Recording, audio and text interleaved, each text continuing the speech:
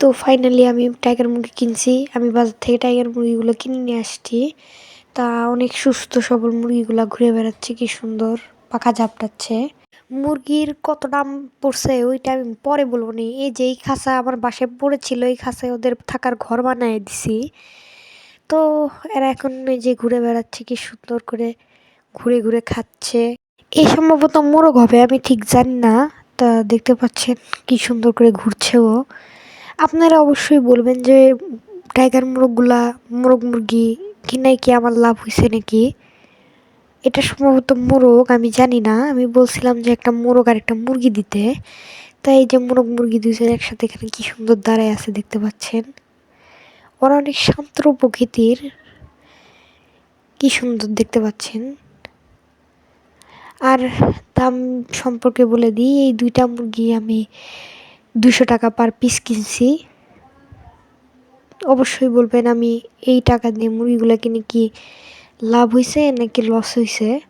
তো এখান থেকে ওরা খুঁটে খুঁটে খাচ্ছে কি জানি, আমাদের পুরো ছাদই ওরা খেলতেছে।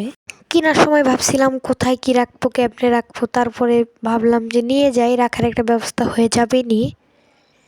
তো ওরা এখন আমাদের এই যে আগেকার পুরাতন যে ফার্মটা ছিল ওইটার ওখানে দাঁড়ায় আছে। ইচ্ছা আছে ইনশাল্লাহ কয়েকদিন পর নতুন একটা ফার্ম বানাবো আমরা। ওটাতে ইনশাল্লাহ ডিমের জন্য কক মুরগি পালবো। এই যে ফার্মের ভিতরের অবস্থা, এখন আর এখানে মুরগ অথবা মুরগি কিচ্ছুই পালি না, পুরো ফাঁকা পড়ে আছে। আর আমার ব্রাহ্মা মুরগিগুলোও এখন সুস্থ আছে, আর ওরা মাসাল্লাহ অনেক বড় হয়েছে। আর এই যে টাইগার মুরগিগুলা বরাবরের মতন এখানে, এখন ওদের দেখে ওদের খাঁচার ভিতরে ঢুকাই রাখবো। তা দাঁড়ান আমি এখানে মোবাইলটা রাখি, তারপর ওদের খাঁচার ভিতরে ঢুকানো লাগবে আমার।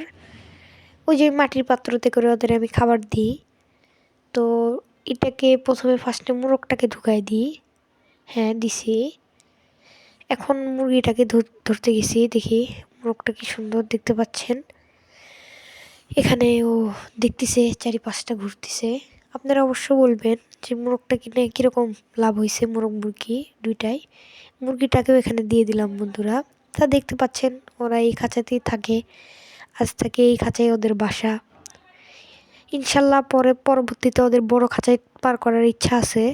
দোয়া করবেন মোরগ মুরগিগুলো যাতে বাঁচে থাকে, তাহলে ইনশাল্লাহ বড় হলে অনেক কিছু করার ইচ্ছা আছে, এদের দিয়ে বাচ্চা ফোটানোর ইচ্ছা আছে, মুরগিটার কাছ থেকে ডিম খাওয়ার ইচ্ছা আছে। তো সবাই দোয়া করবেন বন্ধুরা, মুরগিগুলো যাতে অনেক বড় হয় আর এদের যাতে কখনো কোনো অসুখ না ধরে। তো দেখতে পাচ্ছেন মুরগিটা খাচ্ছে খাবার।